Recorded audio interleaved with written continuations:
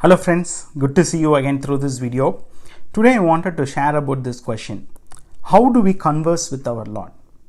When we talk about conversation with the Lord, right, are we making it as a meaningful conversation? That's what I wanted to share today. For example, let's say you buy a product, okay, so if there is a defect in the product, what they'll ask you to do, they'll ask you to call the customer service, right? So you will call a call center or customer service center. So today we know the customer service centers, they have this automated voice messaging system, right? So when you call the first time, it will answer you back asking whether you want to continue in English or Spanish, like that. And if you say I want to continue in English, and then they will ask you whether you're here to pay your bill or to report any technical issues or any service issue. So likewise, they will keep on asking you multiple questions, right? And based on your answer, again, it will throw you a question. So finally, it will all narrow down to your exact problem, and then you would be able to talk to a person and address what is the issue, right? So this is how a conversation is a dialogue, right? And it needs two people. So similarly, think about our conversation with God. When we say prayer is a conversation, right? Prayer is not just like a chanting that we alone say something and we go away, because prayer is a dialogue between God and me, right? Like, whatever that I have in my heart, or I am just expressing my desires to the Lord in the form of prayer. So when I say prayer is a conversation or it's a dialogue, so I am talking to the Lord, but am I allowing the Lord to talk to me in the prayer time? So that is the question today. So that is what we are going to understand. So why we should do that, and what happens when we don't do that, right? Because as I said, a meaningful conversation is where two people take part, right? Like if one person is always talking and the other person is not talking or responding, then it becomes a monologue. It's not a dialogue. A dialogue means two people will be there and they have to converse between them, right? So today, my dear friends, the Lord wants to lead us and direct us and give us the direction, right? That's what its word says. If you read in Psalm 32 verse 8, he says, I will instruct you and teach you in the way you should go. I will counsel you with my eye upon you, right? And in another verse in Isaiah chapter 30 verse 21, he says, and your ears shall hear a word behind you, saying, this is the way, walk in it. When you turn to the right or when you turn to the left, the Lord will say, this is the way you have to walk through it. So we have a God who is willing to give us the counsel, who's willing to show us the direction, who's willing to lead us in his will, right? But the problem is, are we able to grasp, are we able to understand what he wants to say? Are we able to open up a dialogue with the Lord so that whatever he speaks we can hear, right? As I said, when we complete our prayer and when we go away and when we don't wait to listen to the Lord, what happens? We don't know what the Lord wants to say.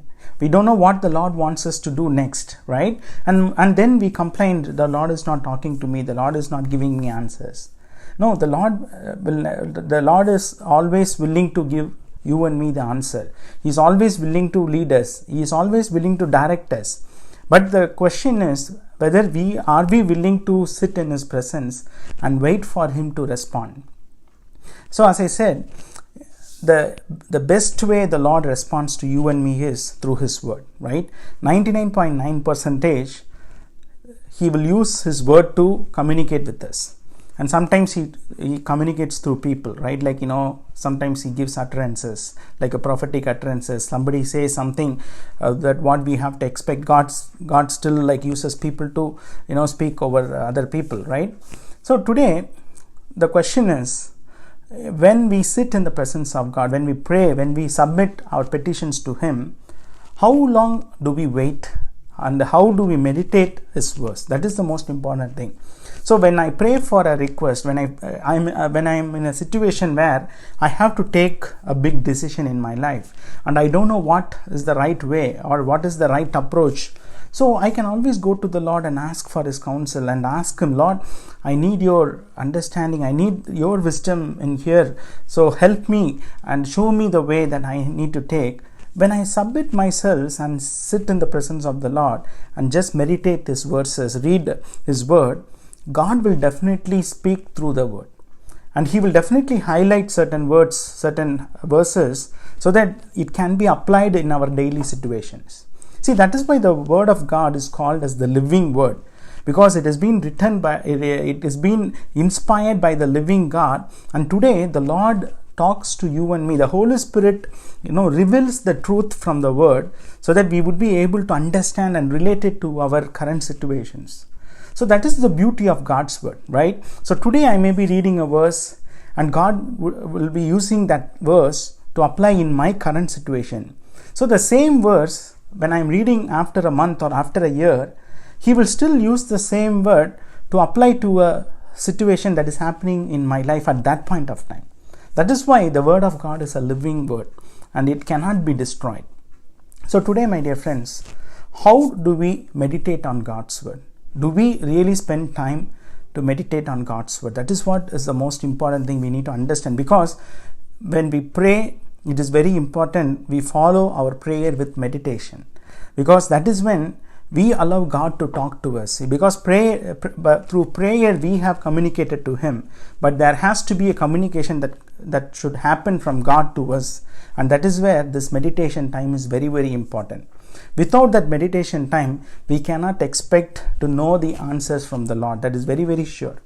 And that is why even King David spent so much of time sitting in the presence of the Lord, because he had to get answers from the Lord. He was in such desperate situations in his life where without relying on God's counsel, he would not be able to survive. So today, how do we meditate, right? The best way is, from my experience, I am sharing this, the best way is we need to use a printed Bible. The reason I'm saying printed Bible is we all have smartphones today, right? Almost everybody has a smartphone. It is good that we have smartphone. It has a lot of apps, like, it has Bible apps, different versions of Bible apps. That's all good. But at the same time, the mobile apps will also have other Facebook, Messenger, WhatsApp, your email, everything is there. So when you meditate on God's word, you need to have full attention to it. It should have undivided focus, right? That is the most important thing. And because I experienced this in person, so I felt I should share this also. So when we use a mobile app or mobile gadget to meditate, we will get this notifications coming, or you can put it in a airplane mode or or a non-data mode or something, so that you won't get any notifications and you will fully concentrate on what is the word of God saying to you. When we do that, we will definitely feel God talking to us, and the Holy Spirit will reveal the truth.